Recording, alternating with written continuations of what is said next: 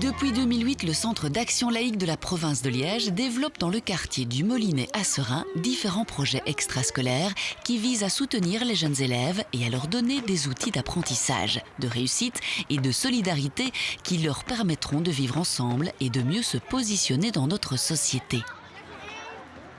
Participation, démocratie, coopération, solidarité et responsabilité sont les mots d'ordre de ces différents ateliers. Et donc c'est un peu autour toujours de cette question de vivre ensemble que donc l'ensemble de ces projets viennent trouver leur lien, leur fusion. Et quelque part le Centre d'action laïque ici essaie de développer donc vraiment une approche intégrée, c'est ce qu'on aime bien défendre, de l'éducation et de l'enseignement. Et on ne le dit pas, mais bien sûr que c'est là de la culture ou à travers une vision interculturelle, puisque je pense qu'aujourd'hui, faire l'économie d'une vision interculturelle, c'est quand même fort compliqué. Donc ici, on a vraiment la chance d'avoir un public extrêmement varié, hein, donc on accueille tout le monde sans aucune distinction, quelle qu'elle soit. Et ce terreau de différence va vraiment nous permettre de travailler donc la notion de vivre ensemble. Donc concrètement, comment fait-on quand on accumule toutes ces différences pour simplement passer ensemble une après-midi et faire en sorte que tout se passe bien? Alors la base pour faire cela, c'est la notion de bien commun. Donc il faut que les enfants puissent partager un bien commun. Ici, c'est donc ce lieu, l'espace laïcité.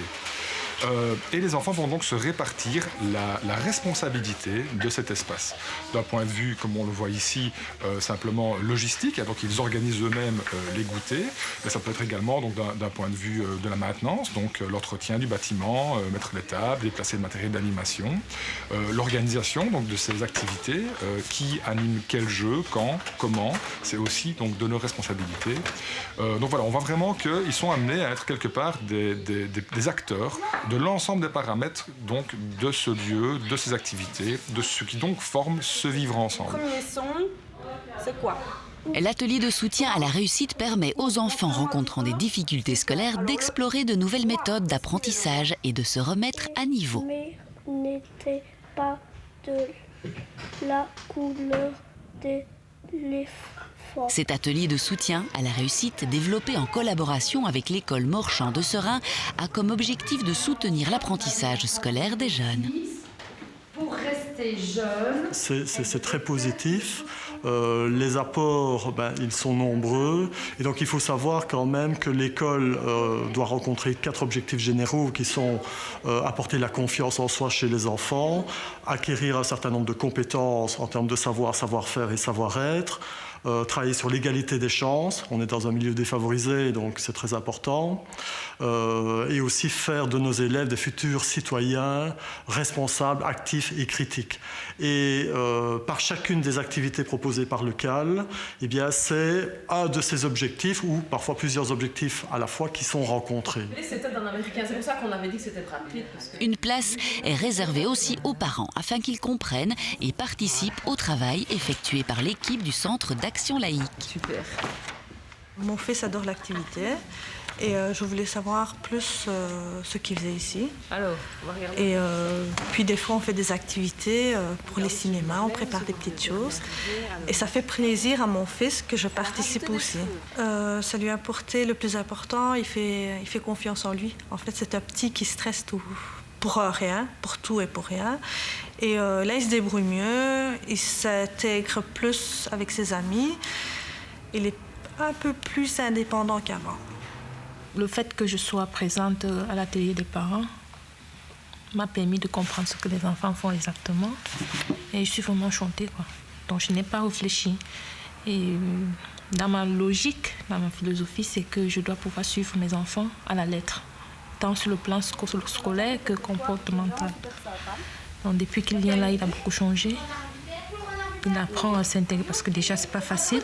On vient d'un autre pays qui n'a pas les mêmes systèmes qu'ici. Donc, on devrait pouvoir s'intégrer pour mieux s'en sortir. Déjà, il l'a fait et c'est sur la bonne voie. Alors, tu peux aller accrocher ton succès sur la corde, au premier nœud, hein, parce qu'il faut encore du boulot pour arriver à décrocher le succès, mais tu peux le mettre sur la corde Quand on voit après quelques années les résultats que produisent les ateliers, tant les ateliers de soutien à la réussite que les ateliers du mercredi, on voit vraiment une véritable évolution dans le chef des enfants et donc évidemment aussi dans le chef de la société dans laquelle ils s'intègrent. La plus belle des recettes qu'on arrive à appliquer, c'est le regard qu'on pose sur les enfants. C'est un regard d'espoir, un regard de confiance. Donc on a confiance dans ces enfants et on les voit comme les valeurs positives de la société de demain. Et donc, quand on les voit comme ça, on se demande, la recette c'est, mais comment est-ce qu'on va faire pour les faire grandir? Comment est-ce qu'on va faire pour grandir ces valeurs positives? Comment peut-on mettre la société à leur disposition pour qu'ils se créent et qu'ils créent une société toujours plus positive et constructive? Durant les vacances scolaires, un séjour résidentiel est proposé aux enfants. Cette fois-ci, c'est à Vieux-Ville. Dès l'âge de 7 ans, 8 ans, ça dépend des enfants, ils sont tout à fait capables de se prendre en main si on leur en laisse l'opportunité. Et donc ici, c'est ce qu'on fait. C'est toujours un peu comme si on avait deux curseurs. D'un côté, on prend une part de risque mesurée. Par exemple, on va laisser l'enfant faire son lit lui-même. Bon, on va prendre le risque que le lit soit mal fait. C'est un risque mesuré. Mais si on laisse faire l'enfant, il va être responsabilisé. Donc il va retirer de la fierté. Et puis ça marche comme ça dans l'ensemble des animations. Et plus vous prenez, entre guillemets, un risque avec l'enfant, plus il va être responsabilisé. Risque évidemment toujours extrêmement mesuré. On n'est pas là pour mettre les enfants en danger. Et je vais prendre un exemple. Si je laisse un enfant cuire des crêpes, c'est sûr qu'il y a plus de risques que s'il fait son lit tout seul. De l'autre côté, il va ressortir autrement fier si c'est lui qui va nourrir le groupe après avoir fait les crêpes lui-même que s'il a simplement fait son lit. On tend toujours à les amener vers le meilleur, vers le plus loin qu'ils peuvent aller. Chercher une raquette comme ça, que tu peux découper et mettre sur ton affiche. Puisque le résidentiel est un peu un rassemblement de tout ce qu'on apprend aux ateliers du mercredi, c'est vrai que les progrès, les avancées sont plus significatives. Et ici, il y a certains enfants qui, sur 3 jours, apprennent des choses, apprennent un tas de choses et où on voit une évolution vraiment extraordinaire. Ainsi, ces différents projets donnent à l'enfant les outils qui lui permettront de vivre ensemble, libre, solidaire et responsable. J'aime bien parce qu'on apprend à vivre ensemble. C'est quoi vivre ensemble?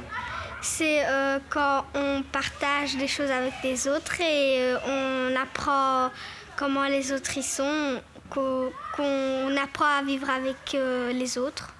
J'aime être ensemble. Parce qu'on peut apprendre les avis des autres, comment ils sont, ce qu'ils aiment, ce qu'ils n'aiment pas. Je suis moins timide, mais je suis toujours timide devant les autres. Et je me suis fait des amis, et il y en avait déjà. Et ils sont gentils parce qu'ils m'ont aidé.